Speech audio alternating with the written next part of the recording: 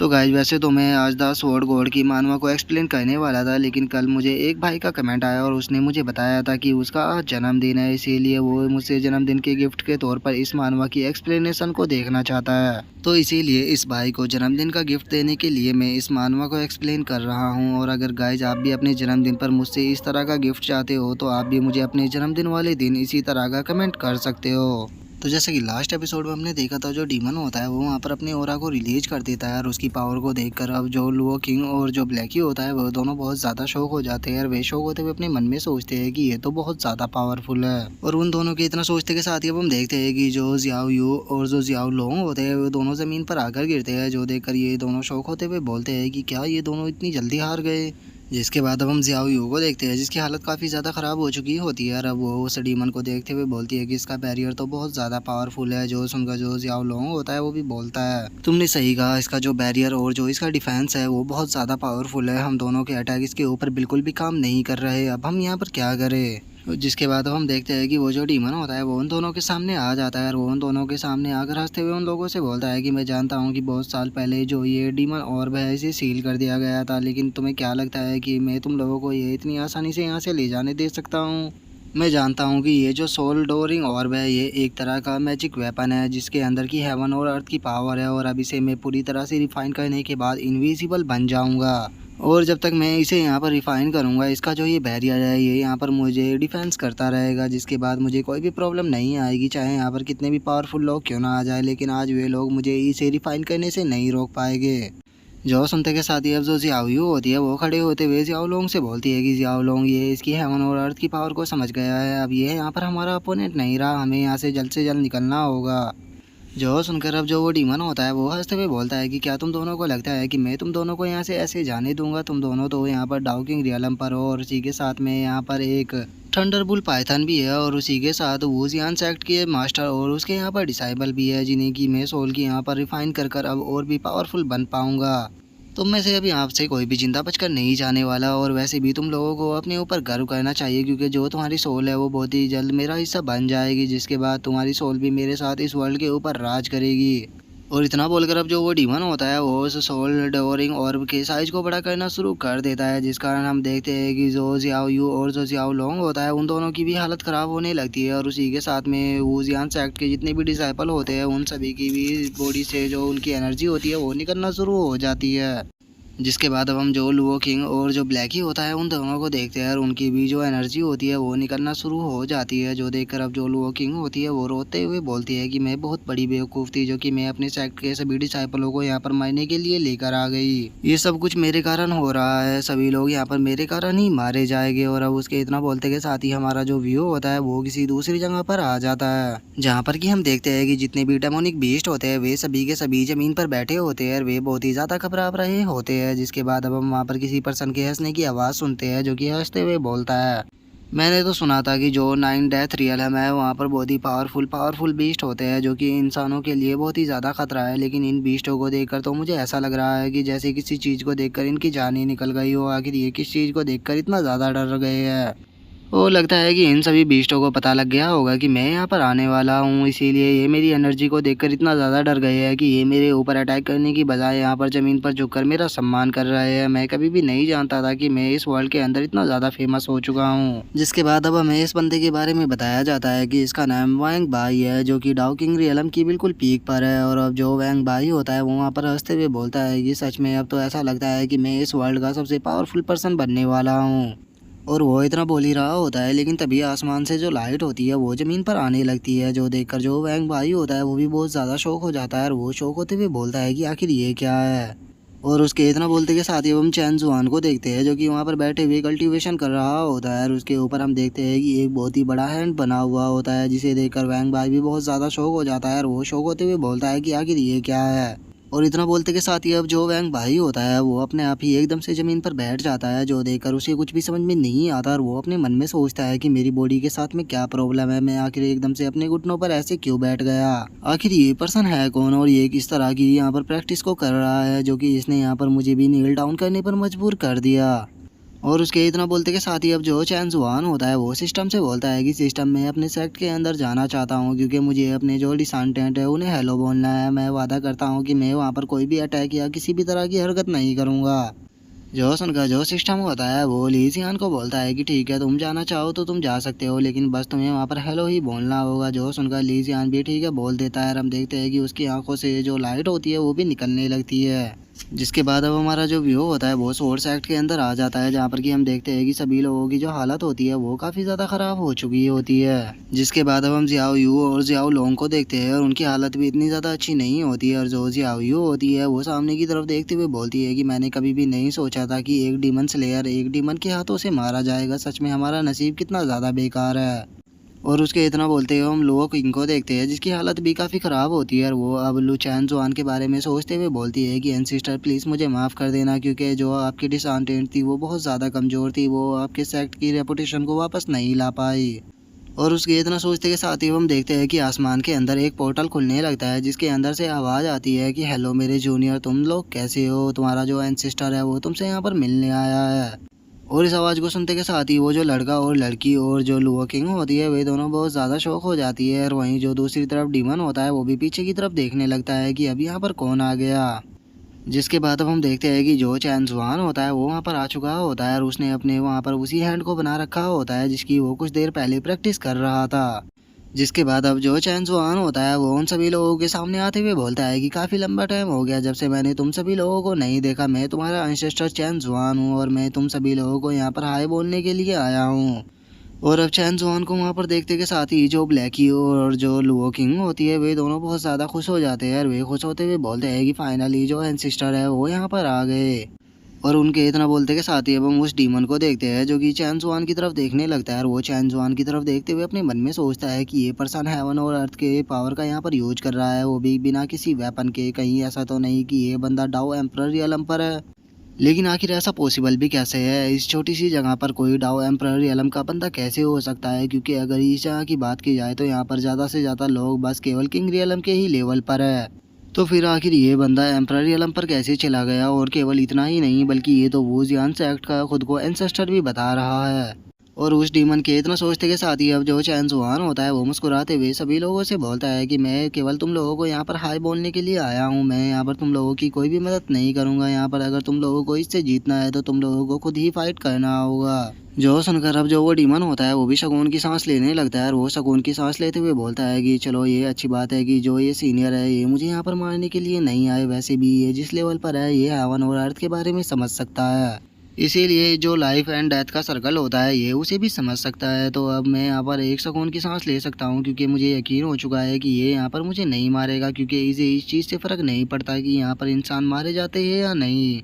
और वो ये सोच ही रहा होता है तभी जो चैन जुआन होता है वो उस डीमन की तरफ मुस्कुराते हुए उससे बोलता है कि हेलो डीमन, मैं तुम्हें यहाँ पर हाई फाई देने के लिए आया हूँ, तो क्या तुम मुझे यहाँ पर हाई फाई नहीं दोगे? और इतना बोलकर जो चैन जुआन होता है वो मुस्कुराते हुए उसे हाई फाई देने लगता है। और चैन जुआन के उस हाई फाई के साथ में ही हम देखते हैं कि जो उसने वहाँ पर एनर्जी का हैंड बनाया होता है वो भी उस डीमन की तरफ आने लगता है। और जो चैन जुआन होता है वो उसे प्यार का एक दिल बनाते हुए उससे बोलता है कि ठीक है तुम भी मुझे जल्दी से हाई फाई दो। जो सुनते के साथ ही तो अब जो वो डीमन होता है उसकी हालत भी ख़राब होने लगती है और वो घबराते हुए बोलता है कि आखिर ये किस तरह का इंसान है? ये कितना बड़ा झूठा है? ये मुझसे यहाँ पर बोल रहा है कि ये बस नॉर्मल सा हाई फाई देने के लिए आया है, लेकिन ये तो देखो यहाँ पर मेरी जान ही लेने वाला है।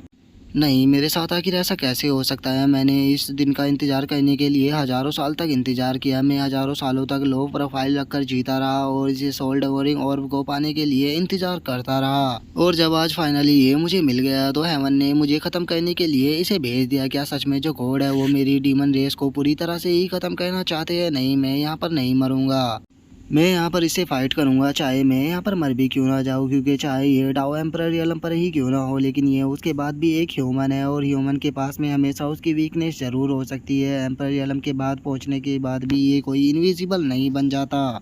और इतना बोलकर अब जो वो डीमन होता है वो अपनी बैटल बॉडी को एक्टिवेट करना शुरू कर देता है। और वो अपनी बैटल बॉडी को एक्टिवेट करते हुए अपने मन में सोचता है कि चाहे कुछ भी क्यों ना हो जाए, लेकिन मैं आज यहाँ पर नहीं मरने वाला। अगर मैं यहाँ पर अपने पूरे डीमन ब्लड का यूज करूँ और उसी के साथ में जो ये सोल डेवोरिंग ऑर्ब है उसे पूरी तरह से रिफाइन कर लूँ तो मैं एम्परर रियलम के हाफ स्टेप पर पहुँच जाऊँगा। और इतना सोचते सोचते ही हम देखते हैं कि वो जो डीमन होता है वो अपनी सारी स्किलों को एक साथ में एक्टिवेट करना शुरू कर देता है, जिस कारण उसके अब चारों तरफ ब्लड ही ब्लड घूमने लगता है। और वो अपनी स्किल को एक्टिवेट कर ही रहा होता है, तभी जो चैन जुआन होता है वो मुस्कुराते हुए बोलता है कि चलो हाई फाई का टाइम हो चुका है, तो जल्दी से मुझे हाई फाई दो। और इतना बोलते के साथ ही जो चैन जुआन होता है वो अपने उस एनर्जी के हैंड को उसकी तरफ शूट कर देता है, जिसके बाद हम उस डीमन को देखते हैं जिसका कि जो लुक होता है वो पूरी तरह बदल चुका होता है। अब वो चिल्लाते हुए चैन जुआन से बोलता है कि मैं अब अपने बिल्कुल प्राइम पर आ चुका हूँ और अब मैं तुमसे फाइट करने के लिए पूरी तरह से तैयार हूँ। अगर अब तो तियानियों का जो लॉर्ड है वो भी यहाँ पर आ जाए तो वो भी मेरा नहीं कुछ भी नहीं बिगाड़ पाएगा, क्योंकि अब मैं यहाँ पर पूरी तरह से इनविजिबल बन चुका हूँ। और वो इतना बोल ही रहा होता है, लेकिन तभी हम देखते हैं कि जो चैन जुआन का अटैक होता है वो सीधे जाकर उससे टकराता है, जिस कारण अब जो उसकी हालत होती है वो पूरी तरह से खराब हो जाती है। और हम देखते हैं कि उस अटैक का इम्पैक्ट इतना ज़्यादा होता है कि जो ज़मीन होती है वो भी पूरी तरह से फट जाती है, जिसके बाद अब हमें बताया जाता है कि जो वो डीमन था वो हजारों सालों तक सर्कुलेशन के अंदर रहा और कल्टीवेशन करता रहा इस दिन के लिए कि फाइनली उसे जाकर कोई बॉडी मिलेगी और जो सोल ऑर्ब है उसे वो रिफाइन कर इस वर्ल्ड का सबसे पावरफुल पर्सन बन जाएगा। और जैसा वो चाहता था वैसा ही हुआ, उसका जो प्लान था वो पूरी तरह से काम करा। 1000 साल बाद फाइनली उसने जो सब कुछ सोचा था वो उसे करने का मौका मिला और उसके हाथ में वो हर चीज़ लगी जो कि वो चाहता था। लेकिन सब कुछ मिल जाने के बाद भी उसके पास में एक चीज़ नहीं थी जो कि सबसे ज़्यादा ज़रूरी थी, और वो थी उसकी किस्मत। इसीलिए सब कुछ मिल जाने के बाद भी 1000 साल बाद उसके साथ वही हुआ जो कि उसके साथ 1000 साल पहले हुआ था, उसे पूरी तरह से मिटा दिया गया और वो बस केवल हिस्ट्री के जो पेज थे उनमें ही छप कर रह गया। लेकिन जिसने इस हिस्ट्री को बनाया उसके बारे में हिस्ट्री के अंदर ज़्यादा कुछ नहीं लिखा गया, उसके केवल 2 ही शब्द लिखे गए जो कि चैन जुआन थे, और केवल पूरी हिस्ट्री को बताने के लिए ये 2 शब्द ही काफ़ी थे, चैन जुआन।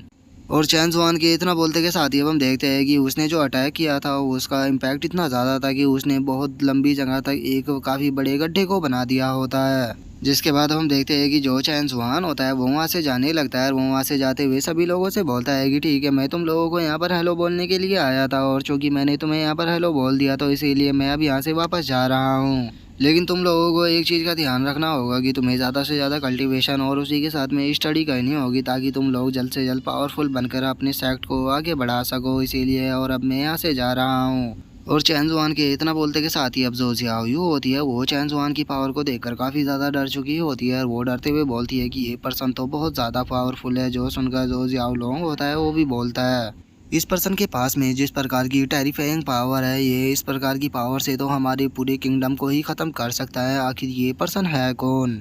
और उसके इतना बोलते के साथ ही पीछे से किसी की आवाज़ आती है जो कि चिल्लाते हुए सभी डिसाइबलों से बोलती है कि सभी डिसाइबल मेरी बात को ध्यान से सुनो, जो पर्सन तुम्हारे सामने है वो हमारे एंसिस्टर है जो कि 1 लाख साल पहले हमारे सेक्ट मास्टर हुआ करते थे। तो इसीलिए सभी लोग टाइम को बर्बाद करना बंद करो और एंसिस्टर को हेलो कहो इससे पहले कि एंसिस्टर यहाँ से चले जाए। और इतना बोलकर हम देखते हैं कि वे सभी लोग अजीब अजीब प्रकार के साइन बनाने लगते हैं और उन सभी की ऐसी हरकतों को देखकर वो लड़का और लड़की अजीब सा फेस बनाकर उन्हें देखने लगते हैं। जिसके बाद अब जो ज़ियाओ लोंग होता है वो ज़ियाओ यू की तरफ देखते हुए बोलता है कि ये इतना पावरफुल पर्सन केवल 3rd रेट के सेक्ट का एंसिस्टर है। लगता है कि सच में जो ये सेक्ट है ये बहुत पावरफुल है, हमें इसे अपना दोस्त बना लेना चाहिए। जो सुनकर जो ज़ियाओयू होती है वो भी ज़ियाओ लोंग से बोलती है कि हाँ, और हमें इनसे माफ़ी भी मांगनी चाहिए क्योंकि जब हम यहाँ पर शुरू में आए थे तो हमने अपने कमेंट के कारण इनकी यहाँ पर डिसरिस्पेक्ट भी कर दी थी। जो सुनकर जो ज़ियाओ लोंग होता है वो ज़ियाओयू के पास आते हुए उससे बोलता है कि कैसा रहेगा अगर हम इन्हें यहाँ पर एक अच्छा सा गिफ्ट दे दे। तो जो सुनकर ज़ियाओयू भी उससे बोलती है कि हाँ, ये अच्छा आइडिया है।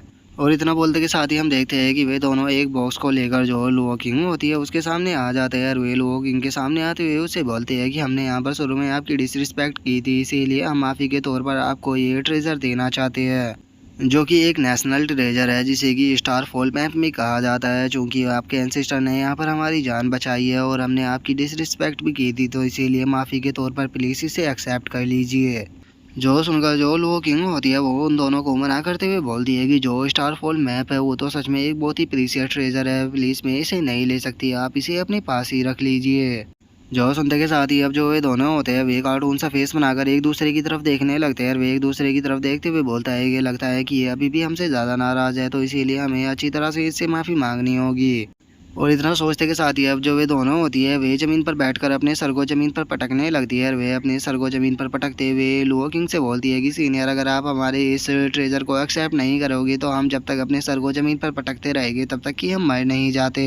जो सुनकर अब जो लुओ किंग होती है वो उन दोनों को रोकते हुए बोलती है कि ठीक है, तुम्हें ऐसा करने की कोई भी ज़रूरत नहीं है, प्लीज़ खड़े हो जाइए, मैं तुम्हारे इस ट्रेजर को एक्सेप्ट करती हूँ। जिसके बाद अब जो वे दोनों होते हैं वो वहाँ से जाने लगते हैं। और जो जियाओ यू होती है वो लुओ किंग से बोलती है कि ठीक है सीनियर, हम यहाँ से जा रहे हैं, आप भी अपना ध्यान रखना। जो सुनकर लुओ किंग भी उसे मुस्कुराते हुए हाँ बोल देती है।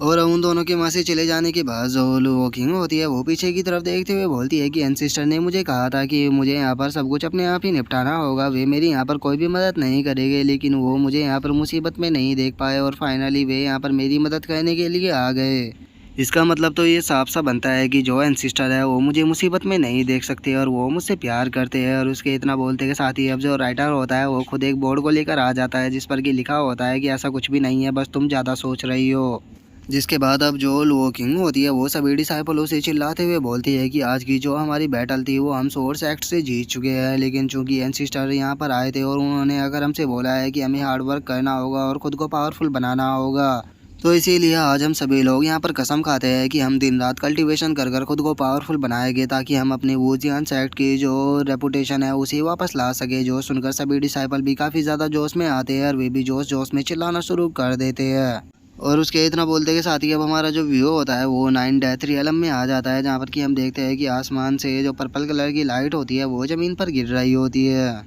जिसके बाद हम देखते हैं कि जो चैन जुआन होता है उसके सामने सिस्टम आ चुका होता है जिसके अंदर नोटिफिकेशन आती है कि होस्ट ने अपनी जूनियर की मदद की, जिसका जो लुओ किंग थी उसने अपने सेक्ट के ऊपर जो भी क्योस था उसे ख़त्म कर दिया, तो इसीलिए जो टास्क है वो सक्सेसफुली कंप्लीट हो चुका है। इसीलिए जो होस्ट है उसे 10,000 साल की कल्टीवेशन दी जाती है। और सिस्टम के इतना बोलते ही हम देखते हैं कि जो चैन जुआन होता है वो डाओ एम्परर रियलम के 3rd लेवल पर आ जाता है। जिसके बाद अब जो चैन जुआन होता है वो भी ब्रेक थ्रू करने के कारण काफ़ी ज़्यादा खुश हो चुका होता है और वो खुश होते हुए बोलता है कि चलो पहला ट्रायल तो ख़त्म हो गया, तो अब मुझे जल्दी से दूसरा मिशन बताओ कि मेरा दूसरा मिशन क्या है, क्योंकि मुझे जल्दी जल्दी ये सारे मिशन ख़त्म कर कर दूसरे वर्ल्ड के अंदर जाना है। जो सुनते के साथ ही अब जो सिस्टम होता है वो चैन जुआन के सामने जो वैंग बाई होता है उसकी फ़ोटो को ले आता है और उसे दिखाते हुए चैन जुआन से बोलता है कि तुम्हारा जो अगला मिशन है वो इस पर्सन से रिलेटेड है जिसका नाम की वैंग बाई है और अभी ये 9 डेथ रियलम में ही है।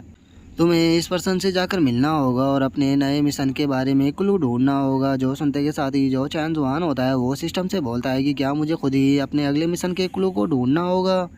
मुझे समझ में नहीं आता कि सिस्टम आखिर तुम मुझसे चाहते क्या हो। अगर तुम्हें मुझे कोई मिशन नहीं देना था तो तुम मुझे डायरेक्टली भी बता सकते थे, तुमने मुझे इस ओल्ड मैन की फ़ोटो दिखा दी, अब पता नहीं ये मुझे क्लू दे भी पाएगा या नहीं। और चैन जुआन के अब इतना बोलते के साथ ही हमारा जो व्यू होता है वो होंग मेंग कॉन्टिनेंट के अंदर आ जाता है, जहाँ पर कि हम लैटरिन जैसी 3 चीज़ों को देखते हैं और उन्हें फेंकते हुए कोई पर्सन बोलता है कि तुम्हारे लिए बस यही यहाँ पर है। और उसके इतना बोलते के साथ ही अब हम एक लड़के को देखते हैं और हमें इसके बारे में बताया जाता है कि इसका नाम चैन डाओ है, जो कि चैन फैमिली का पैराट्रीज है। और अगर इसके कल्टीवेशन की बात की जाए तो ये कॉन्सेंट्रेट रियलम की केवल 2nd स्टेज पर है। और अब जो चैन डाओ होता है वो सामने वाले पर्सन के ऊपर गुस्सा करते हुए उसे बोलता है कि तुम्हारी हिम्मत कैसे हुई मुझे इस तरह से ट्रीट करने की, क्या तुम नहीं जानते कि मैं चैन फैमिली का पैराट्रीज हूँ, तुम मुझे जो कुछ खाने के लिए दे रहे हो इसे तो मेरा कुत्ता भी नहीं खाएगा। और उसके इतना बोलते के साथ ही अब जो वहाँ पर एक डिसाइबल बैठा होता है वो चैन जुआन से बोलता है कि चैन जुआन, जो हमारी बायलू अकेडमी है वो हमेशा जो डिसाइबल होते हैं उन्हें अच्छा अच्छा खाना देती है, तो इसीलिए तुम्हें डिसअपॉइंट होने की कोई भी ज़रूरत नहीं है, ये तुम्हारे लिए एक स्पिरिचुअल फूड है।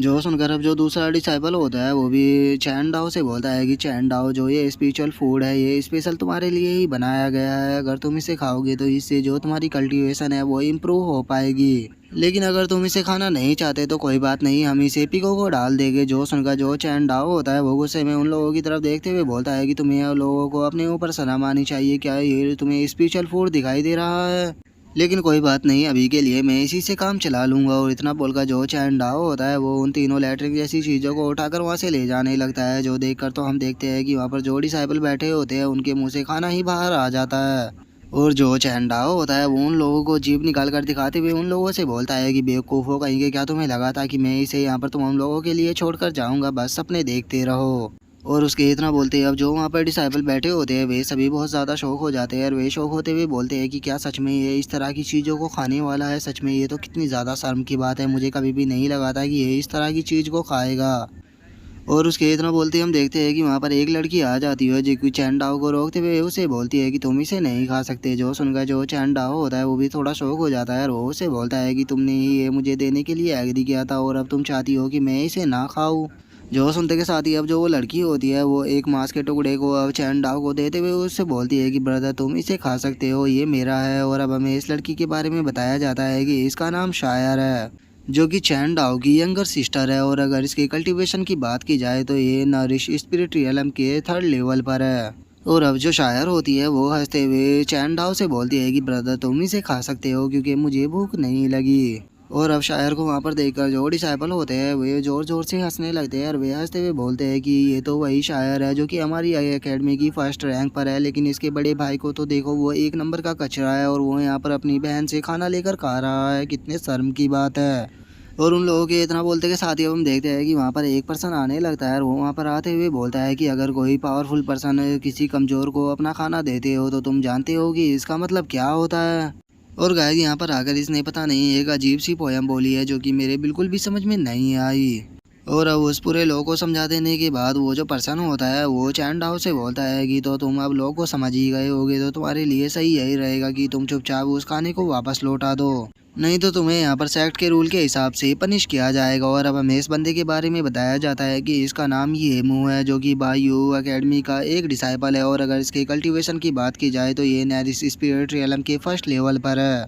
और अब ये मेरे को इस बात को सुनकर वहाँ पर जो डिसाइपल खड़े होते हैं वो जोर जोर से हंसने लगते हैं और वे हंसते हुए बोलते हैं कि मानना पड़ेगा कि जो सीनियर येमू है वो तो सच में बहुत ही ज़्यादा क्रूअल है, वो आज यहाँ पर चैन डाओ को खाना भी खाने नहीं देंगे। और अब उन लोगों की इस तरह की बातों को सुनकर जो चैन डाओ होता है उसे बहुत ज़्यादा गुस्सा आ जाता है और वो गुस्से में वहाँ से जाने लगता है। जो देखकर जो शायर होती है वो चैन डाओ से बोलती है कि ब्रदर प्लीज़ ऐसे मत जाओ। जो सुनकर चैन डाओ से बोलता है कि सिस्टर मुझे भूख नहीं है, प्लीज़ इसे तुम खा लो। और इतना बोलकर जो चैन डाओ होता है वो वहाँ से जा रहा होता है, लेकिन तभी जो येमू होता है वो चैन डाओ को रोक लेता है और वो चैन डाओ को रोकते हुए उससे बोलता है कि जो तुम्हारी चैन फैमिली है वो पूरी तरह से ख़त्म हो चुकी है तो तुम अपनी फैमिली को जो एकेडमी है उसके सामने सबमिट क्यों नहीं कर देते।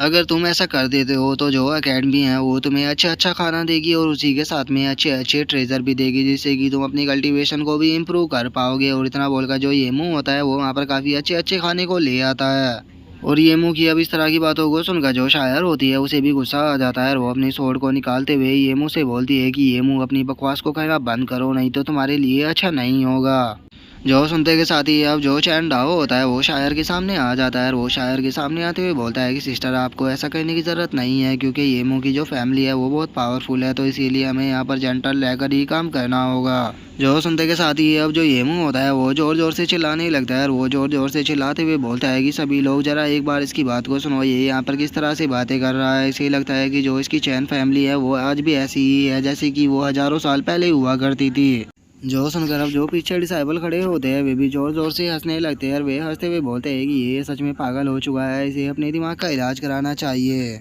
जो सुनते के साथ ही अब जो चैन डाओ होता है उसे बहुत ज़्यादा गुस्सा आ जाता है और वो गुस्से में चिल्लाते हुए बोलता है कि तुम्हारी हिम्मत कैसी हुई मेरी फैमिली की इस तरह से इंसल्ट करने की। जब तक मैं ज़िंदा हूँ मैं अपनी जीते जी अपनी फैमिली को इस तरह से इंसल्ट होने नहीं दे सकता। इसीलिए मैं तुम्हें यहाँ पर एडवाइस देना चाहूँगा कि तुम अपने मुंह को बंद कर लो, नहीं तो उसके बाद जो कुछ भी तुम्हारे साथ में होगा उसके लिए तुम मुझे ब्लेम मत करना। जो सुनते के साथ ही अब जो येमू होता है वो जोर जोर से हंसने लगता है और वो हंसते हुए बोलता है कि जरा देखो तो जो चैन फैमिली का यंग मास्टर है वो मुझे यहाँ पर वार्निंग दे रहा है, लेकिन मैं तुमसे पूछना चाहता हूँ कि आखिर तुम यहाँ पर मेरा कर ही क्या लोगे। और वो इतना बोल ही रहा होता है, लेकिन तभी हम देखते हैं कि जो चैन डाओ होता है उसने अपने हाथों में जो लैट्रिन जैसा खाना पकड़ा होता है वो सीधे जाकर उसे येमू के मुंह के अंदर डाल देता है, जिस कारण अब जो येमू होता है उसकी हालत बहुत ही ज़्यादा ख़राब हो जाती है। जो देखकर तो अब जहाँ वहाँ पर लोग खड़े होते हैं वे सभी अजीब सा फेस बनाने लगते हैं और वे अजीब सा फेस बनाते हुए बोलते हैं कि ये चैन डाओ ने क्या कर दिया, उसने तो उस लैट्रिन जैसे खाने को इसके मुँह के अंदर ही डाल दिया। सच में अगर मैं इसकी जगह होता तो मैं तो यहाँ पर उल्टी कर ही मर जाता।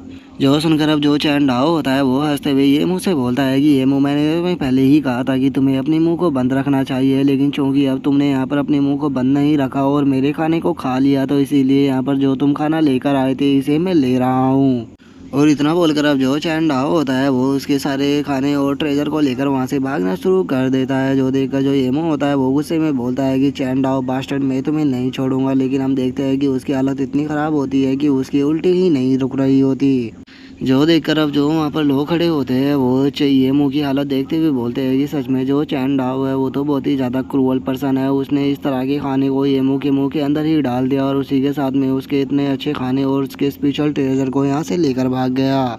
जिसके बाद अब हम चैन डाओ को देखते हैं जो कि दो बहुत ही बड़े स्टैचू के पास में आ चुका होता है और वहाँ पर आने के बाद जो चैन डाओ होता है वो खुश होते हुए बोलता है कि चलो यहाँ पर जो स्पिरिचुअल फूड है उसे मैं अपनी सिस्टर के लिए छोड़ दूंगा, क्योंकि इन्हें खाने के बाद जो सिस्टर है उसका कल्टीवेशन दोबारा से और बढ़ जाएगा। मुझे तो यकीन भी नहीं होता कि एक टाइम पर जो मेरी चैन फैमिली थी वो बहुत ही ज़्यादा पावरफुल हुआ करती थी, लेकिन अब देखो कि मेरी चैन फैमिली की ऐसी हालत हो गई है कि उसको खाना भी चुराना पड़ रहा है। अब मेरे पास में केवल एक ही रास्ता है कि मुझे कुछ भी कर जो सीनियर वैंग भाई है उन्हें खुश करना होगा, क्योंकि जो सीनियर वैंग भाई थे वे बहुत पावरफुल हुआ करते थे और उसी के साथ में जो भाई लुओ अकेडमी है उन्होंने उसको बनाया था।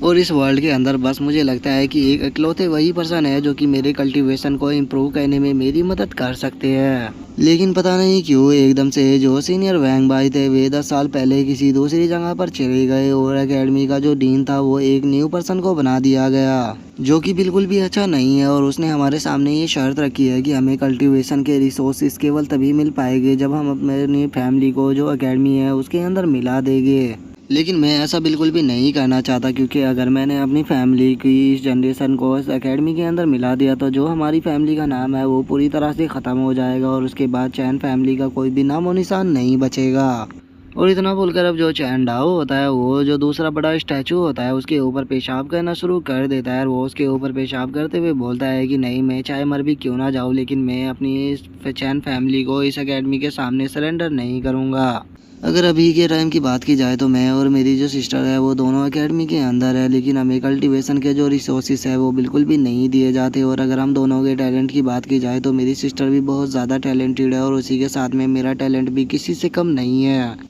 क्योंकि मेरी जो बॉडी है वो कोई नॉर्मल बॉडी नहीं है बल्कि मेरे पास में लाइटिंग बॉडी है। लेकिन एक दिन अचानक से पता नहीं क्या हुआ, जो मेरे मेरिडियन थे वे एकदम से ब्लॉक हो गए, जिस कारण मैं अब स्पिरिचुअल एनर्जी को अपनी बॉडी के अंदर एब्जॉर्ब नहीं कर सकता। इसीलिए सभी लोगों ने मुझे ट्रैश कहना शुरू कर दिया। इसीलिए मैं अब केवल सीनियर वैंग भाई को ढूंढ रहा हूँ, क्योंकि अगर मुझे सीनियर वैंग भाई मिल गए तो वे मुझे लगता है कि मेरे मेरिडियनों को अनब्लॉक करने में मेरी मदद कर सकते हैं, क्योंकि बिना उनकी मदद के मुझे नहीं लगता कि मेरा कुछ हो पाएगा। लेकिन कोई नहीं जानता कि जो सीनियर वैंग भाई है वो कहाँ पर है, तो इसीलिए अब मैंने केवल यही फैसला किया है कि मैं इनके स्टैचू के सामने आकर रोज़ प्रे करूँगा। और इतना बोलकर अब जो चैन डाओ होता है वो अपने पास से एक कार्ड को निकाल लेता है और वो कार्ड को निकाल कर उसे देखते हुए बोलता है कि काश अगर हमारे जो पहले एंसिस्टर थे वो अभी तक जिंदा होते तो मुझे लगता है कि वे भी सीनियर वैंग भाई की तरह इस दुनिया के ऊपर राज करते। जिसके बाद अब हम देखते हैं कि वो कार्ड किसी और का नहीं बल्कि चैन जुआन का ही होता है और अब हमें पता लग जाता है कि ये चैन जुआन का ही डिसेंडेंट है। और अब जो चैन डाओ होता है वो उसे देखते हुए बोलता है कि सच में जो एंसिस्टर थे वे कितने ज़्यादा हैंडसम थे।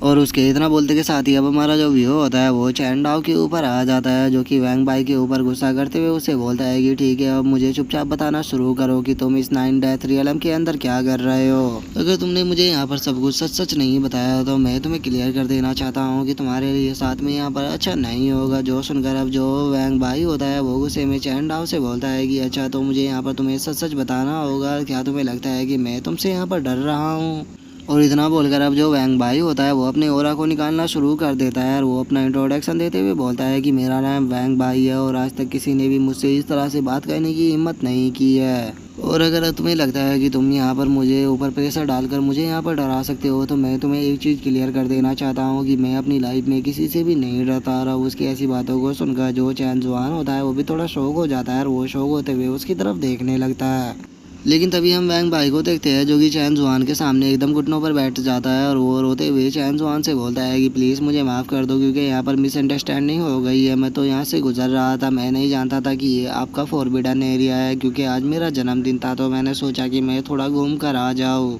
तो इसीलिए प्लीज़ मुझे माफ़ कर दीजिए क्योंकि मैं अभी मरना नहीं चाहता। जो सुनकर अब जो चैन जुआन होता है वो मुस्कुराते हुए उससे बोलता है कि ठीक है, अगर तुम यहाँ पर गलती से आए हो तो ठीक है, मेरे एक सवाल का जवाब दो क्योंकि मैं तुमसे कुछ सवाल पूछना चाहता हूँ। जो सुनते के साथ ही अब जो वैंग भाई होता है वो चैन जुआन के सामने झुकते हुए उससे बोलता है कि सीनियर, आप मुझसे जो कुछ भी पूछना चाहते हो आप पूछ सकते हो, मैं आपके सभी सवालों का बिल्कुल सही सही जवाब दूंगा। जो सुनकर जो चैन जुआन होता है वो उससे बोलता है कि ठीक है, मैं तुमसे यहाँ पर कुछ सवाल पूछना चाहता हूँ। मुझे ये बताओ कि क्या तुम किसी ऐसे जूनियर से मिले हो जिसकी की फैमिली या सेक्ट का सरनेम चैन हो। जो सुनते के साथ ही जो वैंग भाई होता है वो भी काफ़ी शौक हो जाता है और वो शौक होते हुए बोलता है कि क्या आप चैन फैमिली के बारे में पूछना चाहते हो। और इतना बोलते के साथ ही जो वैंग भाई होता है वो काफ़ी ज़्यादा खुश हो जाता है और वो खुश होते हुए बोलता है कि हाँ हाँ, मुझे याद है 10 साल पहले मैं चैन फैमिली की एक मेंबर से मिला था जो कि सच में बहुत ज़्यादा टैलेंटेड थी, और अगर उसकी कल्टीवेशन की प्रोग्रेस की बात की जाए तो वो भी बहुत ज़्यादा फास्ट थी। तो इसीलिए मुझे लगता है कि अभी तक तो वो एक काफ़ी अच्छे लेवल पर पहुंच चुकी होगी, लेकिन सीनियर आप उसके बारे में मुझसे क्यों जानना चाहते हो। और वैंग भाई की अब इस बात को सुनकर जो चैन जुआन होता है वो भी थोड़ा सा शौक हो जाता है और वो शौक होते हुए सिस्टम की तरफ देखते हुए बोलता है कि सिस्टम ये तो बता रहा है कि वो काफ़ी टैलेंटेड है, तो क्या सच में मुझे उसकी मदद करनी होगी, क्योंकि मुझे तो नहीं लगता कि उसे मेरी किसी प्रकार की भी मदद की ज़रूरत होगी। और चैन जुआन के इतना बोलती है अब जो वैंग भाई होता है वो चैन जुआन को बताता है कि उससे अलग मैं चैन फैमिली के एक और मेंबर से मिला था जिसका नाम की चैन डाओ था, जो कि लाइटिंग बॉडी को पोजेस करता था, लेकिन उसके जो मेरिडियन थे वे एकदम से ब्लॉक हो गए, इसीलिए वो कल्टीवेशन नहीं कर सकता। तो तुम ऐसा भी कह सकते हो कि वो जो चैन है वो पूरी तरह से वेस्ट है, उसके पास में लाइटिंग बॉडी होने के बाद भी वो चैन किसी भी काम का नहीं है। और अब उसके मुंह से बार बार चैन सुनकर हम देखते हैं कि जो चैन जुआन होता है उसका वहाँ पर मूड खराब होना शुरू हो जाता है। और वहीं हम देखते हैं कि जो वैंग भाई होता है वो अभी भी नहीं रुकता है और वो चैन जुआन से बोलता है कि मैं हज़ारों सालों से इस वर्ल्ड के अंदर ट्रैवल कर रहा हूँ, लेकिन मैंने अपनी लाइफ में उस लड़की से ज़्यादा टैलेंटेड पर्सन आज तक भी नहीं देखी। लेकिन अगर वहीं उस लड़के की बात की जाए जिसका कि सरनेम चैन है, वो इस दुनिया का सबसे बड़ा गधा है, जिसके पास ना तो कल्टीवेशन का टैलेंट है और ना ही बात करने का। मुझे लगता है कि उस चैन को तो मर जाना ही चाहिए, वो किसी भी काम का नहीं है, वो एक नंबर का कचरा है। और हम देखते हैं कि उसकी इस तरह की बातों को सुनकर तो जो चैन जुआन होता है उसका पारा 7वें आसमान पर चढ़ चुका होता है। अब हम देखते हैं कि वो वहाँ पर अपने एनर्जी के एक बहुत पावरफुल पंच को बना लेता है और उसे बनाने के बाद वो वैंग भाई से बोलता है कि क्या तुमने अभी जो बोला वो सच है। और अब इतने पावरफुल पंच को अपने सामने देखकर वैंग भाई की तो आंखें ही बाहर आ जाती है और वो चैन जुआन के सामने झुकते हुए उसे बोलता है कि मेरे भगवान, मैं आखिर आपसे झूठ कैसे बोल सकता हूँ। मैंने जो जो भी बोला वो एक एक शब्द पूरी तरह से सच है। मैं अपने ग्रैंडफादर की कसम खाता हूँ, मैं अपनी माँ की भी कसम खाता हूँ। और उसके इतना बोलते के साथ ही हम देखते हैं कि जो चैन होता है वो वहाँ पर एक काफ़ी बड़ी लैट्रिन को ले आता है और उसे लाने के बाद अब वो उस ओल्ड मैन के सामने आते हुए उससे बोलता है कि ओल्ड मैन, शायद लगता है कि तुम मेरे नाम को नहीं जानते, मेरा भी सरनेम चैन ही है, और जिसे यहाँ पर तुम इतनी देर से गधा, कुत्ते का बच्चा और उल्टी उल्टी सीधी बातें बोल रहे हो वो मेरा डिसेंडेंट है। तो इसीलिए तुमने यहाँ पर मेरी डिसरिस्पेक्ट की है, तो मैं अब तुम्हें यहाँ पर इतनी आसानी से तो नहीं छोड़ने वाला। जो सुनकर अब जो वो ओल्ड मैन होता है वो भी काफ़ी ज़्यादा घबराने लगता है और वो घबराते हुए अपने मन में सोचता है कि क्या ये यहाँ पर मुझे इतनी बड़ी लैट्रिन को खिलाने वाला है, इससे बढ़िया तो ये मुझे यहाँ पर मार ही दे। और वो ये सोच ही रहा होता है तभी जो चैन जुआन होता है वो उसे बोलता है कि तुम क्या सोच रहे हो, जल्दी से इसे खाना शुरू करो। जो सुनकर अब जो वैंग भाई होता है वो बेचारा भी रोते हुए उसे खाने लगता है और वो खाते हुए अपने मन में सोचता है कि ये कितना क्रूअल पर्सन है, ये यहाँ पर लोगों को बुलाकर लाता है और उन्हें इस तरह से ह्यूमिलेट करता है, लेकिन मैं यहाँ पर कुछ भी नहीं कर सकता। मेरी किस्मत ख़राब है कि जो मैं बार बार चैन सरनेम लेकर उस बच्चे को बुरा भला कहता रहा। अगर मुझे पता होता कि वो इसका डिसेंडेंट है तो मैं कभी भी इस तरह की बातें बोलता ही नहीं। और इतना बोलकर जैसे ही वो इस चीज़ को खाता है वो एकदम से बहुत ही ज़्यादा शौक हो जाता है और हम देखते हैं कि अब उसकी पूरी बॉडी के अंदर बहुत ही ज़्यादा एनर्जी बढ़ने लगती है और उसके जो कपड़े होते हैं वे भी पूरी तरह से गायब हो चुके होते हैं। और अब जो वो वैंग भाई होता है वो खुश होते हुए बोलता है कि आखिर ये किस तरह का खाना था जो कि मुझे सीनियर ने खिलाया है। मुझे तो इतनी ज़्यादा एनर्जी अपनी बॉडी के अंदर महसूस हो रही है और जैसा कि मैं जवान हो चुका हूँ, मुझे यकीन नहीं होता कि इस तरह की चीज़ मुझे सीनियर ने यहाँ पर खाने के लिए दी। और इतना बोलकर अब जो वैंग भाई होता है वो उस चीज़ की तरफ देखने लगता है और वो उसकी तरफ देखते हुए अपने मन में सोचता है कि इसका जो देखने में साइज है वो लैट्रिन की तरह है, लेकिन ये लैट्रिन नहीं है बल्कि ये गोल्डन फ्रूट है जो कि हज़ारों साल पुराना है। और अगर मैं इस पूरे गोल्डन फ्रूट को खा लेता हूँ तो ये मेरी लाइफ को हज़ारों साल बढ़ा सकता है। इस तरह की जो चीज़ होती है वो पर्सनों को पूरी ज़िंदगी भर ढूंढने में भी नहीं मिलती, लेकिन मुझे देखोगी ये यहाँ पर मुझे पनिशमेंट के तौर पर मिल गई। और इतना सोचकर अब जो वैंग भाई होता है वो दमादम उस गोल्डन फ्रूट को खाना शुरू कर देता है और उसे खाते हुए वो लीजियान से बोलता है कि सीनियर, मैंने यहाँ पर आपके डिसेंडेंट की इतनी डिसरिस्पेक्ट की, लेकिन उसके बाद भी आपने यहाँ पर मुझे इतनी अच्छी चीज़ खाने के लिए दे दी। अगर मुझे पता होता तो मैं और भी ज़्यादा उसकी डिसरिस्पेक्ट करता। और अब उसे इस तरह से उससे खाता हुआ देखकर जो ली जियान होता है वो भी अजीब सा फेस बनाकर उसकी तरफ देखने लगता है और वो उसकी तरफ देखते हुए बोलता है कि तुम इतनी गंदी चीज को इतने मजे के साथ में कैसे खा सकते हो। और इतना बोलकर अब जो ली जियान होता है वो उसे साइड की तरफ इशारा करते हुए उससे बोलता है कि अगर तुम्हें ये बेकार सी चीज इतनी ज्यादा पसंद आ रही है तो वहाँ पर इसका पूरा ढो लगा हुआ है, तुम जितनी चाहे उतनी खा सकते हो, मैं तुम्हें यहाँ पर मना नहीं करूँगा, लेकिन इसे खाने के लिए तुम्हें यहाँ पर मेरा सबॉर्डिनेट बनना होगा। तो बताओ तुम क्या कहते हो, क्या तुम मेरे यहाँ पर सबॉर्डिनेट बनने के लिए तैयार हो। जो सुनते के साथ ही तो अब हम देखते हैं कि जो वैंग भाई होता है उसका मुंह खुला का खुला ही रह जाता है और वो खुश होते हुए बोलता है कि क्या सीनियर, सच में आप मुझे ये सभी का सभी देने वाले हो, इसके लिए तो मैं अपनी जान भी देने के लिए तैयार हूँ। और इतना बोलकर अब जो वैंग भाई होता है वो सीधे आकर चैन जुआन के पैरों को पकड़ लेता है और वो उसके पैरों को पकड़ते हुए बोलता है कि सीनियर, मैं केवल आपका सबॉर्डिनेट ही नहीं, अगर आप चाहो तो मैं आपका बेटा भी बन जाऊंगा, आप मुझे जो कुछ भी कहेंगे मैं सब कुछ करूंगा, प्लीज़ मुझे अपने पास में रख लीजिए। जो सुनकर अब जो चैन जुआन होता है वो उससे बोलता है कि ठीक है, मैं तुम्हें यहाँ पर अपना सबॉर्डिनेट बनाने के लिए तैयार हूँ, लेकिन मेरे बेटा बनने के बारे में तो तुम भूल ही जाओ। और इतना बोलकर अब जो चैन जुआन होता है वो अपने मन में सोचता है कि सच में जो ये सिस्टम है पता नहीं है मेरे साथ में क्या कुछ करवाना चाहता है, क्योंकि अगर ये मुझे डायरेक्टली सब कुछ सिचुएशन के बारे में बता देता तो मैं अभी तक इस मैटर को ख़त्म कर चुका होता, लेकिन पता नहीं क्यों सिस्टम ये इस ओल्ड मैन को मेरे पास में यहाँ पर रखवाना चाहता है। और चैन जुआन के इतना बोलते के साथ ही हमारा जो व्यू होता है वो चैन फैमिली के अंदर आ जाता है, जहाँ पर कि हम देखते हैं कि जो चैन डाओ होता है वो वहाँ पर आने के बाद चिल्लाते हुए बोलता है कि सिस्टर तुम कहाँ पर हो, देखो जो तुम्हारा ब्रदर है वो तुम्हारे लिए यहाँ पर कितने अच्छे खाने को लेकर आया है। और उसके इतना बोलते हैं हम चैन डाओ को देखते हैं जिसके हाथ में एक विग होती है और वो उस विग को घुमाते हुए बोलता है कि उसी के साथ में मैं उस मंकी की जो विग थी उसको भी उठा लाया हूँ और अब काफ़ी ज़्यादा मज़ा आएगा, जब वो उठेगा तो उसे उसकी विग ही नहीं मिलेगी और जो लोग हैं वो उसे देखकर बहुत ज़्यादा हंसेंगे।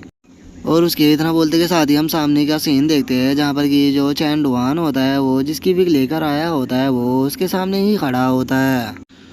और हम देखते हैं कि वो जो आधा गंजा होता है वो चैन डुआन की तरफ ही गुस्से में देख रहा होता है और वहीं जो पीछे शायर और बाकी के लोग खड़े होते हैं वे काफ़ी ज़्यादा घबरा रहे होते हैं। और अब हमें इस आधे गंजे के बारे में बताया जाता है कि ये बाय लू अकेडमी का डीन है। और अब जो वो डीन होता है वो शीशा निकाल कर खुद के फेस को देखने लगता है और वो गुस्से में अपने गंदे फेस को देखते हुए बोलता है कि चैन डाओ मैं तुम्हें नहीं छोड़ूंगा। और उसके इतना बोलते के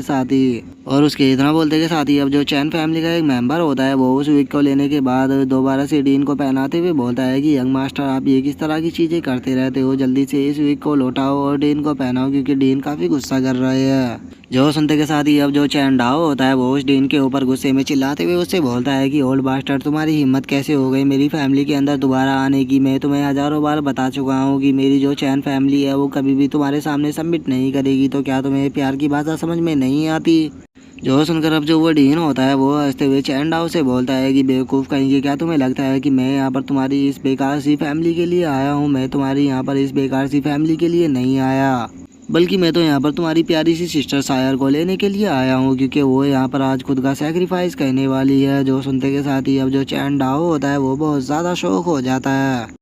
और वहीं अब जो शायर होती है वो चैन डाओ से माफ़ी मांगते हुए बोलती है कि ब्रदर मुझे माफ़ कर देना। और उसके इतना बोलते के साथ ही अब जो डीन होता है वो अपने पास से एक कॉन्ट्रैक्ट को निकाल लेता है और वो चैन डाओ को उस कॉन्ट्रैक्ट को दिखाते हुए उसे बोलता है कि ये देखो, इस कॉन्ट्रैक्ट के ऊपर जो शायर है उसने साइन किया हुआ है और इसमें लिखा हुआ है कि जो शायर है अगर वो एडमिशन टेस्ट के दौरान 10 लोगों के चैलेंज को एक्सेप्ट कर उनको हरा देती है तो उसके बाद ये हमारी एकेडमी को ज्वाइन कर लेगी। जो सुनकर अब जो चैन डाओ होता है वो शायर से बोलता है कि सिस्टर आप ऐसा क्यों कर रही हो। जो सुनकर जो डीन होता है वो चैन डाओ से बोलता है कि वो ऐसा क्यों नहीं करेगी क्योंकि मैंने उसे प्रॉमिस किया है कि अगर वो हमारी एकेडमी को ज्वाइन कर लेती है तो उसके बाद जो उसकी फैमिली है उसका मैं अच्छे से ध्यान रखूँगा और उसी के साथ में जो तुम्हारी फैमिली है उसे कल्टीवेशन के रिसोर्सेज भी प्रोवाइड कराऊंगा जिससे कि जो तुम्हारी फैमिली है वो फ्यूचर में अच्छे से राइज कर पाएगी। और उसके इतना बोलते के साथ ही अब जो वो डीन होता है वो अपने मन में सोचता है कि जो शायर है वो एक टैलेंटेड पर्सन है जिसकी कि वैंग भाई भी काफ़ी ज़्यादा तारीफ किया करते थे और वो हमेशा इसे अपना सक्सेसर बनाना चाहते थे, लेकिन वो ऐसा नहीं कर पाए। लेकिन इसे मैं अब अकेडमी के अंदर ज्वाइन कराने के बाद इसे उसका सक्सेसर घोषित कर दूंगा, जिसके बाद जो भी वैंग भाई की विरासत है मैं उन सभी को बेचकर बहुत सारा पैसा कमा सकता हूँ। और इतना सोचकर अब जो डीन होता है वो चैन डाओ के पास में आते हुए उसे बोलता है कि चैन डाओ तुम्हें अपनी सिस्टर के ऊपर प्राउड होना चाहिए क्योंकि इसने तुम लोगों की खुशी के लिए यहाँ पर खुद को सैक्रिफाइस कर दिया है। क्योंकि तुम खुद देखो अभी के टाइम पर जो तुम्हारी फैमिली है उसकी क्या हालत हो चुकी है। तुम्हारी फैमिली के अंदर ना तो कोई पावरफुल पर्सन है और ना ही पावरफुल कोई सक्सेसर। तो तुम्हारे लिए सही यही रहेगा कि तुम एकेडमी की सपोर्ट लो, नहीं तो जल्दी ही तुम्हारी फैमिली पूरी तरह से ख़त्म हो जाएगी। और इतना बोलकर अब जो वडीन होता है वो हंसते हुए वहाँ से जाने लगता है और वो जाते हुए चैन डाओ से बोलता है कि चैन डाओ, तुम्हारी सिस्टर ने अपना सब कुछ दांव पर लगाकर तुम्हारे लिए ये रिसोर्सेज इकट्ठा किए है, तो इन्हें बेकार मत करना, इनकी मदद से खुद को पावरफुल बनाने की कोशिश करना। जो सुनते के साथ ही हम देखते हैं कि जो चैन डाओ होता है अब उसे बहुत ही ज़्यादा गुस्सा आना शुरू हो जाता है। जो देखकर अब जो शायर होती है वो चैन डाओ के पास में आने लगती है और वो उसके पास में आते हुए उससे बोलती है कि ब्रदर प्लीज़ गुस्सा मत करो, मैं तुमसे माफ़ी मांगना चाहती हूँ लेकिन मेरे सामने और कोई भी रास्ता नहीं था। जो सुनते के साथ ही अब जो चैन डाओ होता है वो गुस्से में चिल्लाते हुए बोलता है कि सिस्टर ये बिल्कुल भी सही नहीं है, आप अपनी चैन फैमिली की खुशी के लिए खुद को सैक्रिफाइस नहीं कर सकते। नहीं, मैं ऐसा होने नहीं दे सकता। मैं अपनी आंखों के सामने अपनी सिस्टर को इस तरह से सैक्रिफाइस नहीं होने दे सकता, चाहे मुझे खुद की भी जान क्यों ना देनी पड़ जाए, लेकिन मैं कभी भी अपनी सिस्टर को इस तरह से झुकता हुआ नहीं देख सकता। तो इसीलिए प्लीज़ सिस्टर मुझे माफ़ कर देना। और इतना बोलकर अब जो चैन डाओ होता है वो वहाँ से जाने लगता है और वो वहाँ से जाते हुए बोलता है कि सिस्टर मैं तुम्हारे लिए कुछ स्पिरिचुअल फूड लेकर आया था, तो प्लीज़ इन्हें खा लेना। जो सुनकर अब जो शायर होती है वो चैन डाओ को रोकने लगती है, लेकिन जो चैन डाओ होता है वो वहाँ से चला जाता है। जिसके बाद अब हमारा जो व्यू होता है वो वैंग भाई की मूर्ति के ऊपर आ जाता है, जहाँ पर कि हम देखते हैं कि आसमान से काफ़ी सारी लाइटें गिर रही होती है और जो चैन डाओ होता है उसने उसके स्टैचू के सामने काफ़ी सारे खाने को रखा हुआ होता है। और वहीं पर ही हम देखते हैं कि जो चैन जुआन का कार्ड होता है वो भी रखा हुआ होता है। और अब जो चैन डाओ होता है वो चैन जुआन के सामने रिक्वेस्ट करते हुए बोलता है कि ओल्ड एंसेस्टर, आपने कहा था कि अगर फैमिली के ऊपर कोई भी प्रॉब्लम आएगी तो उसके लिए आप यहाँ पर हेल्प करने के लिए ज़रूर आओगे। तो इसीलिए एंसिस्टर मैं यहाँ पर आपसे हेल्प मांगने के लिए आया हूँ, क्योंकि इस टाइम पर जो हमारी यंगर जनरेशन है वो पूरी तरह से ख़तरे में आ चुकी है। और मुझे लगता है कि अगर आपने जल्दी ही कुछ नहीं किया तो जो आपकी ये फैमिली है ये पूरी तरह से ख़त्म हो जाएगी। क्योंकि अभी के टाइम पर केवल हमारी फैमिली के अंदर जो मेरी सिस्टर है बस वही एक टैलेंटेड पर्सन है, लेकिन जल्दी ही जो एकेडमी है वो उसके ऊपर भी अपना कंट्रोल जमा लेगी। तो प्लीज़ एंसिस्टर मेरी यहाँ पर मदद कीजिए, आपको यहाँ पर मेरी मदद करनी ही होगी, नहीं तो ये आपकी फैमिली पूरी तरह से बर्बाद हो जाएगी। और चैन डाओ के इतना बोलते के साथ ही हम देखते हैं कि जो सिस्टम होता है वो चैन जुआन को नोटिफिकेशन देता है, जिसमें कि लिखा होता है कि जो तीसरा मिशन है वो स्टार्ट हो चुका है और तुम्हारा जो टारगेट है वो इस बार ये है कि जो चैन डाओ है उसकी तुम्हें यहाँ पर फैमिली को दोबारा से स्टेबल करने में मदद करनी होगी, लेकिन यहाँ पर शर्त ये है कि तुम उसकी डायरेक्टली मदद नहीं कर सकते। जो यंगर जनरेशन है उसे खुद ही अपने आप ही इस प्रॉब्लम का सॉल्यूशन ढूंढना होगा। और सिस्टम के इतना बोलते के साथ ही हम देखते हैं कि आसमान से जो लाइट होती है वो वैंग भाई की जो स्टैचू होता है उसके ऊपर गिरने लगती है। जो देखकर अब जो चैन डाओ होता है वो भी काफ़ी ज़्यादा खुश हो जाता है और वो खुश होते हुए बोलता है कि लगता है कि जो एंसेस्टर है वो जल्दी ही यहाँ पर आने वाले हैं। और अब जो चैन डाओ होता है वो खुश होते हुए बोलता है कि एंसेस्टर प्लीज़ जल्दी से आइए और मेरी मदद कीजिए। अगर आप यहाँ पर मेरी मदद करते हो तो मैं आपसे वादा करता हूँ कि मैं आपको रोज़ाना ताज़े फ्रूट खिलाऊँगा। और चैन डाओ के इतना बोलते के साथ ही अब जो चैन जुआन होता है उसके टोकन से लाइटिंग निकलना स्टार्ट हो जाती है और हम देखते हैं कि चैन जुआन का जो टोकन होता है वो बहुत ज़्यादा चमकने लगता है, जिसे देखकर चैन डाओ खुश होते हुए बोलता है कि लगता है कि जो एंसिस्टर है वो जल्दी ही यहाँ पर आने वाले हैं। और चैन डाओ के इतना बोलते के साथ ही अब आसमान से एक लाइट आकर सीधे चैन डाओ के ऊपर गिरती है। जो देखकर चैन डाओ को भी काफ़ी गुस्सा आने लगता है और वो गुस्से में बोलता है कि मैं यहाँ पर तुमसे मदद मांगने के लिए आया था, लेकिन तुम्हें देखो तुम मुझे यहाँ पर किस तरह से ट्रीट कर रहे हो, क्या तुम मुझे यहाँ पर मारना चाह रहे हो। और इतना बोलते के साथ ही अब जो चैन डाओ होता है वो वहाँ पर रखे हुए खाने को उठा लेता है और वो अपनी पैंट को खोलते हुए बोलता है कि अच्छा तो तुम्हें इनविजिबल एंसिस्टर कहा जाता था जी मेरा कद्दू, तुम किसी भी तरह के इनविजिबल नहीं हो। अब मैं तुम्हारे साथ में कुछ ऐसा करने वाला हूँ जिससे कि जो तुम्हारी आंखें है वो खुल जाएगी। और इतना बोलते ही हम देखते हैं कि जो चैन डाओ होता है वो चैन जुआन के उस टोकन के ऊपर पेशाब करना शुरू कर देता है। लेकिन तभी हम देखते हैं कि चैन जुआन का वहाँ पर जो टोकन रखा हुआ था उसके अंदर से जो वैंग भाई होता है वो बाहर निकल कर आ जाता है और वो बिना सामने देखे ही बोलता है कि ठीक है मास्टर, मैं आपके डिसेंडेंट को लेने के लिए जा रहा हूँ। लेकिन हम देखते हैं कि जो वैंग डाई होता है वो उसके ऊपर बिल्कुल भी ध्यान नहीं दे रहा होता है, बल्कि वो तो उसके सर के ऊपर मूत रहा होता है। और अब अपने सर पे पानी गिरता हुआ देखकर जो वैंग भाई होता है वो बोलता है कि मास्टर आखिर आपने मुझे कहाँ पर भेज दिया, यहाँ पर तो बारिश पड़ रही है। जो सुनते के साथ ही अब जो चैन डाओ होता है वो जैसे ही नीचे देखता है वो बेचारा बहुत ज़्यादा शौक हो जाता है और उसे समझ में ही नहीं आता कि वो यहाँ पर क्या एक्सप्लेनेशन दे।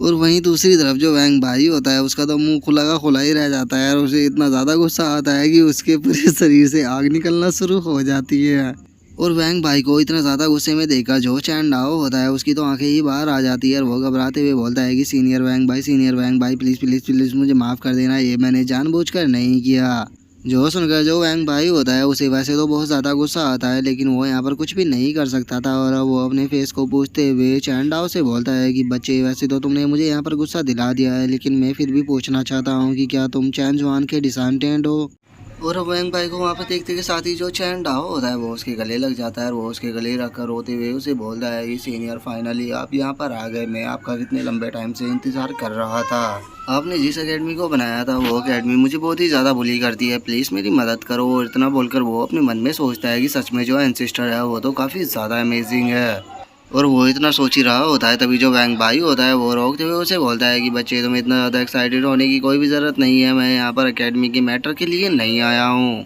और इतना बोलते के साथ ही जो वैंग भाई होता है वो चैन डाओ को उठाकर हवा में फेंकते हुए उससे बोलता है कि चलो तुम्हारे एंसेस्टर से मिलने का टाइम आ चुका है, मैं तुम्हें वहाँ पर लेकर चलता हूँ। और इतना बोलकर अब जो वैंग भाई होता है वो चैन डाओ को अपने साथ में उड़ाकर वहाँ से ले जाने लगता है, जो देखकर हम देखते हैं कि जो चैन डाओ होता है उसकी हालत ख़राब होने लगती है और वो बोलता है कि आखिर ये इतनी तेज़ मुझे कहाँ पर लेकर जा रहा है।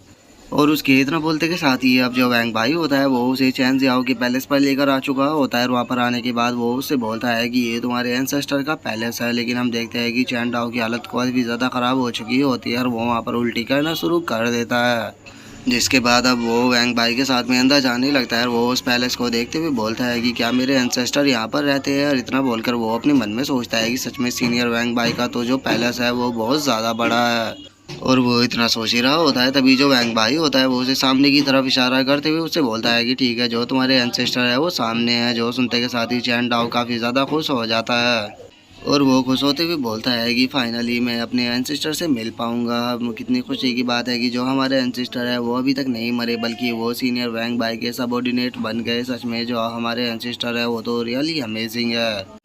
और उसके इतना बोलते के साथ ही अब हम चैन जियाओ को देखते हैं जो कि सामने की तरफ लेटा हुआ होता है और वो वहाँ पर लेटे हुए अपने मज़े में नींद को ले रहा होता है। जो देखते के साथ ही तो अब जो चैन डाओ होता है वो बहुत ज़्यादा शौक हो जाता है और वो शौक होते हुए अपने मन में सोचता है कि ये ओल्ड मैन तो यहाँ पर आराम से सो रहा है, मुझे ये मत कहना कि ये मेरा एंसेस्टर है जो कि बस यहाँ पर आराम से सोता रहता है, इसका यहाँ पर कोई भी स्टेटस नहीं है। और वो इतना बोल ही रहा होता है लेकिन तभी हम देखते हैं कि उन सामानों के अंदर से वो जो बर्ड होता है वो बाहर निकल कर आ जाता है, जिसे देखकर तो जो चैन डाओ होता है उसकी हालत ही ख़राब हो जाती है और वो शौक होकर चिल्लाते हुए बोलता है ये मॉन्स्टर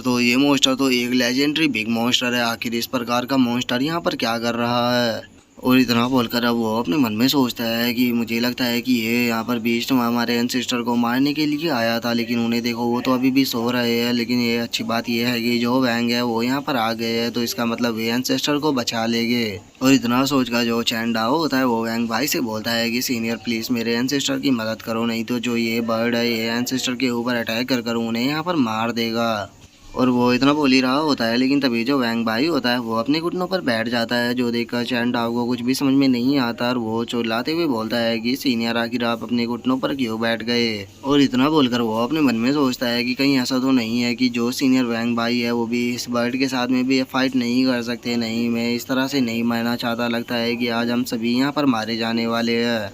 और वो ये सोच ही रहा होता है तभी जो वैंग भाई होता है वो बोलता है कि मास्टर उठ जाइए, मैं उसे लेकर यहाँ पर आ चुका हूँ। और उसके इतना बोलते ही अब जो वो बर्ड होती है वो भी बोलते हैं कि वैंग भाई फाइनली चलो तुम यंगर जनरेशन के उस डिसाइपल को यहाँ पर लेकर आ गए।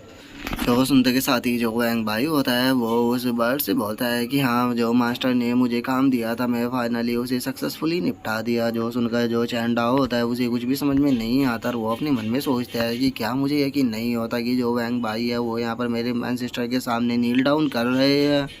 और उससे अलग आखिर ये बर्ड किस तरह का बीस्ट है जो कि यहाँ पर इंसानों की तरह बोल पा रहा है। कहीं ऐसा तो नहीं है कि जो मेरे एंसेस्टर है वो सच में इतने पावरफुल है कि ये लोग उसके सबॉर्डिनेट है। और उसके इतना सोचते के साथ ही अब जो चैन जुआन होता है वो भी होश में आ जाता है और वो उठते हुए बोलता है कि वो लगता है कि मैं दोबारा से सो गया था। जो सुनते के साथ ही जो वैंग भाई और जो बर्ड होता है वो भी यस मास्टर बोल देते हैं।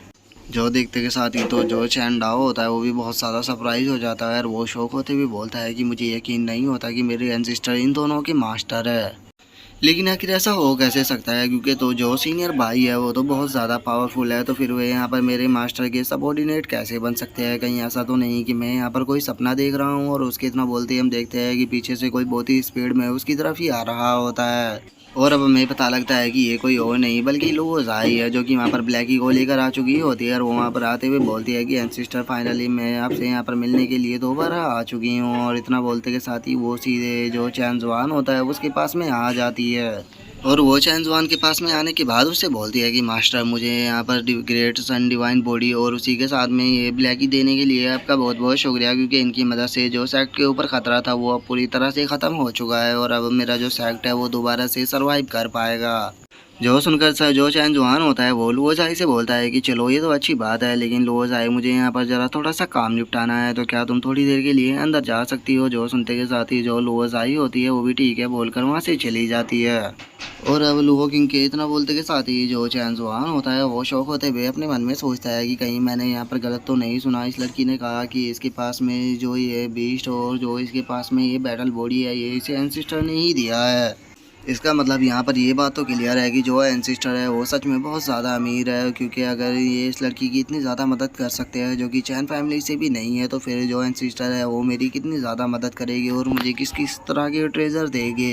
क्योंकि मैं तो यहाँ पर डायरेक्टली ही एंसिस्टर की ही फैमिली से आता हूँ। मैंने कभी भी नहीं सोचा था कि मेरी किस्मत इतनी ज़्यादा अच्छी होगी कि मैं यहाँ पर एंसिस्टर से मिलूँगा और मेरे जो एंसिस्टर होंगे वो इतने ज़्यादा पावरफुल और इतने ज़्यादा अमीर होंगे। और इतना सोचते के साथ ही जो चैन डाओ होता है वो अपने घुटनों पर बैठते हुए चैन जुआन से बोलता है कि एंसिस्टर मेरा नाम चैन डाओ है और मैं यहाँ पर आपको रिस्पेक्ट पे करने के लिए आया हूँ। जो सुनते के साथ ही जो चैन जियाओ होता है वो उसकी तरफ देखते हुए उससे बोलता है कि अच्छा तो क्या वो तुम ही हो जो कि मुझसे मदद मांग रहा था। जो सुनकर जो चैन डाओ होता है वो भी हंसते हुए बोलता है कि हाँ एंसिस्टर वो मैं ही था जो कि मैं आपसे मदद मांग रहा था, क्योंकि अभी के टाइम पर जो हमारी चैन फैमिली है वो बहुत ही बड़े कियोस से गुजर रही है, तो मैं इसीलिए चैन फैमिली के एंसिस्टरों को ढूंढ रहा था ताकि वे मेरी मदद कर सके। और इतना सोचकर वो अपने मन में सोचता है कि फाइनली किस्मत ने मेरा साथ दे दिया, अब जो एंसिस्टर है वो मेरी यहाँ पर मदद करेगी जिससे कि मैं और भी पावरफुल बन पाऊंगा। जो सुनते के साथ ही अब जो चैन जुआन होता है वो एक अटैक को बना लेता है और वो एक अटैक को बनाते हुए बोलने लगता है कि अच्छा तो वो लोग तुम ही हो जिसने की चैन फैमिली को पूरी तरह से बर्बाद कर दिया है।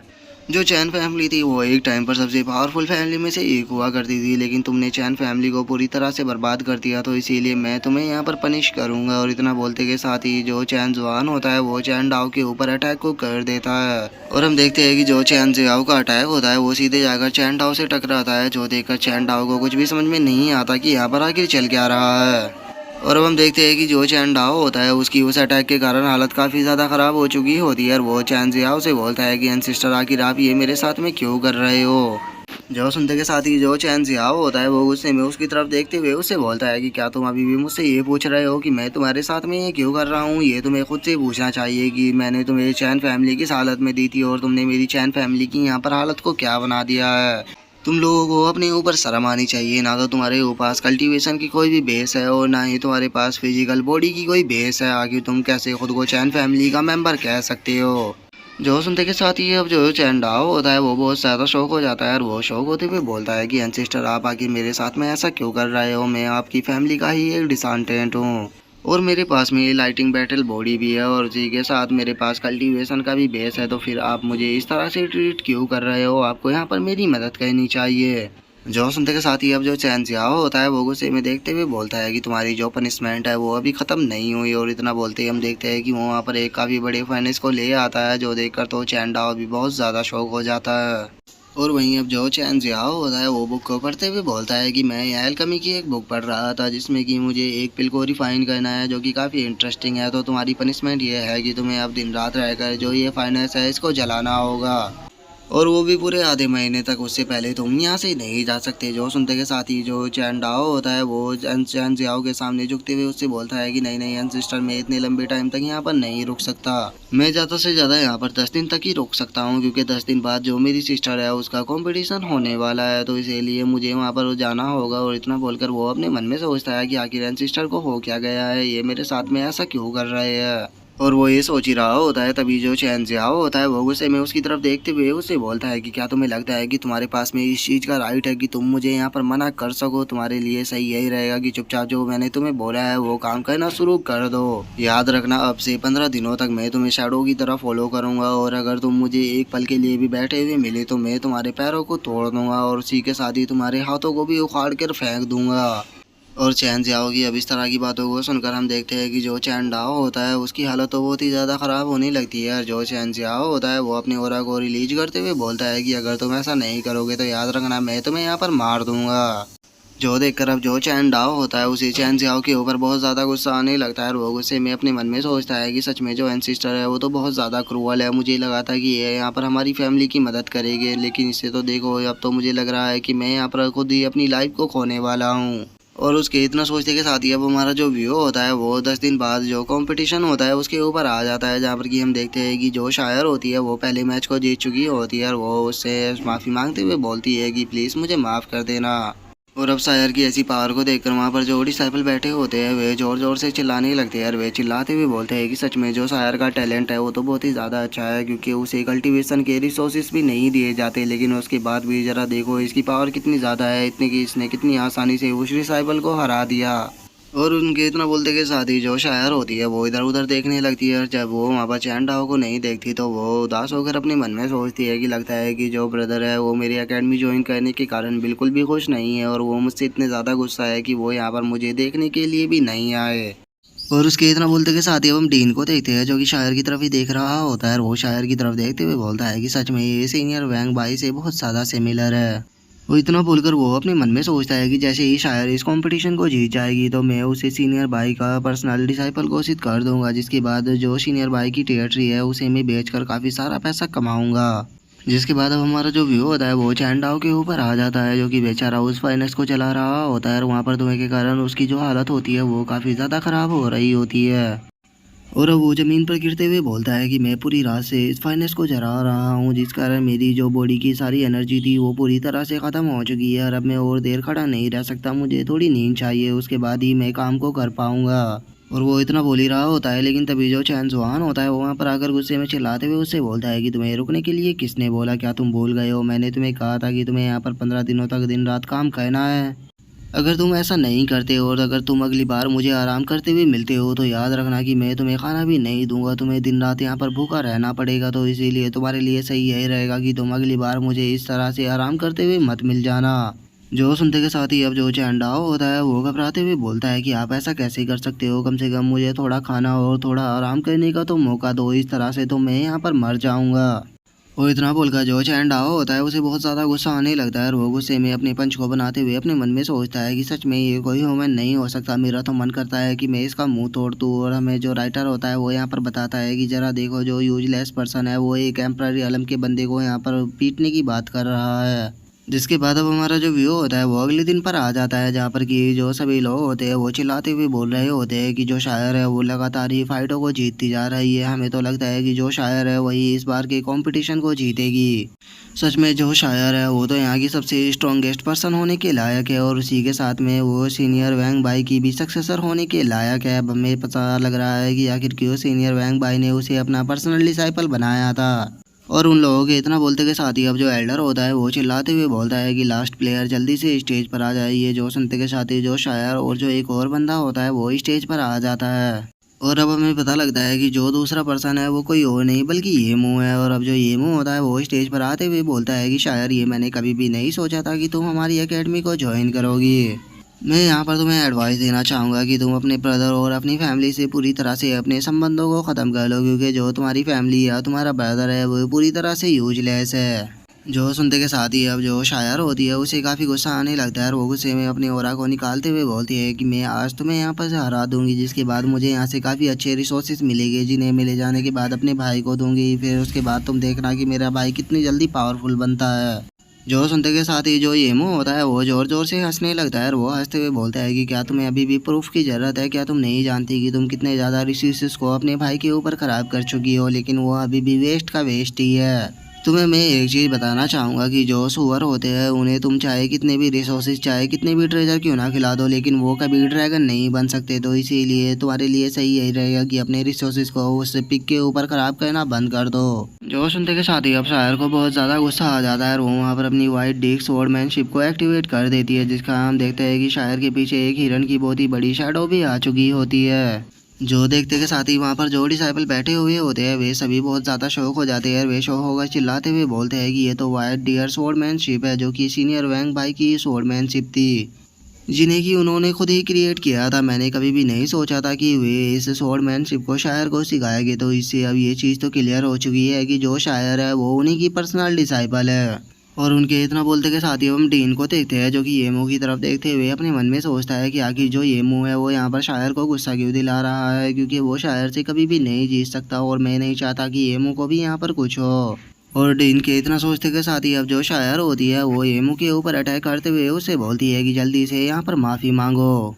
और शायर की अब इस बात को सुनकर जो येमू होता है वो भी जोर जोर से हंसने लगता है और वो हंसते हुए बोलता है कि क्या तुम्हें लगता है कि तुम्हारा भाई इस चीज़ को डिजर्व भी करता है। और येमू के इतना बोलते के साथ ही हम देखते हैं कि पीछे से उसका एक और बॉडी आकर जो शायर होती है उसके ऊपर अटैक कर उसे पीछे फेंक देती है। और अब येमू को वहाँ पर डुअल बॉडी का यूज करता हुआ देखकर जितने भी डिसाइपल और जो डीन होते हैं वे सभी बहुत ज़्यादा शौक हो जाते हैं और उन्हें अपनी आंखों पर यकीन ही नहीं होता कि उन्होंने अभी अभी अपनी आंखों के सामने क्या देखा। और अब जो डीन होता है वो भी शौक के मारे अपनी चेयर से खड़ा हो जाता है और वो खड़ा होकर शौक होते हुए बोलता है कि आखिर ये क्या था। और इतना बोलकर वो अपने मन में सोचता है कि ये तो बहुत ही ज़्यादा रेयर ट्विन बैटल बॉडी है, जिसे कि जो सीनियर वैंग थे वो एकेडमी के अंदर छोड़ कर गए थे। लेकिन कोई भी नहीं जानता था कि जो ये ट्विन बैटल बॉडी ये टेक्निक है ये कहाँ पर है, इसीलिए ये किसी को भी नहीं मिल पाई और हमें लगा कि जो ये टेक्निक है ये हमारी खो चुकी है। और डीन के इतना बोलते के साथ ही अब हम वहाँ पर खड़े हुए डिसाइपलों को देखते हैं, जो कि चिल्लाते हुए बोलते हैं कि ये तो ट्विन बैटल बॉडी है, आखिर इसके पास में ट्विन बैटल बॉडी कैसे हो सकती है, नहीं है सही नहीं है, अब तो शायद इससे कभी भी नहीं जीत पाएगी। और उन डिसाइपलों के इतना बोलते के साथ ही अब जो ये मुँह होता है वो शायर की इंसल्ट करते हुए उसे बोलता है कि शायर क्या तुम अभी भी अपने भाई के लिए यहाँ पर मुझसे फाइट करना चाहती हो? मैं तुम्हें क्लियर कर देता हूँ कि तुम मुझसे कभी भी नहीं जीत सकती। तुम्हारा जो भाई था वो एक यूजलेस था और वो हमेशा यूजलेस का यूजलेस ही रहेगा, चाहे तुम उसके ऊपर कितने भी रिसोर्सेज को बर्बाद क्यों ना कर लो। और उसके इतना बोलते के साथ ही अब हम डीन को देखते हैं, जो कि वहाँ पर चिल्लाते हुए बताता है कि जो येमू है उसने ट्विन बैटल बॉडी को प्राप्त कर लिया है। जो ट्विन बैटल बॉडी होती है वो केवल बॉडी को ही डबल नहीं करती बल्कि होस्ट की एबिलिटी को भी डबल कर देती है और उसी के साथ में उसे 2 लाइफ भी प्रोवाइड कराती है। ये सीनियर वैंग भाई की सबसे स्पेशल और सबसे रेयर टेक्निक थी। तो इसीलिए ये मुँह मैं तुमसे जानना चाहता हूँ कि आखिर तुमने सीनियर वैंग भाई की इस टेक्निक को कहाँ से प्राप्त किया है। जो सुनते के साथ ही जो ये मुँह होता है वो जोर जोर से हंसने लगता है और वो हंसते हुए बताता है कि इस चीज़ के लिए तुम चैनडाओ का शुक्रिया अदा कर सकते हो, क्योंकि उसके कारण ही मुझे ये टेक्निक मिल पाई है। जो सुनते के साथ ही तो अब जो वहाँ पर डिसाइपल बैठे हुए होते हैं वे सभी बहुत ज़्यादा शौक हो जाते हैं और उन्हें कुछ भी समझ में नहीं आता कि आखिर कैसे चैनडाओ के कारण इसे ये टेक्निक मिल गई। और अब इसी के साथ में जो हमारा आज का एपिसोड है वो यहीं पे कंप्लीट हो जाता है। तो नेक्स्ट एपिसोड में देखें कि आगे क्या होता है। अगर आप लोगों को वीडियो अच्छी लगी हो तो लाइक करना, चैनल को सब्सक्राइब करना। मैं मिलता हूँ नेक्स्ट एपिसोड में, तब तक के लिए बाय बाय गाइस।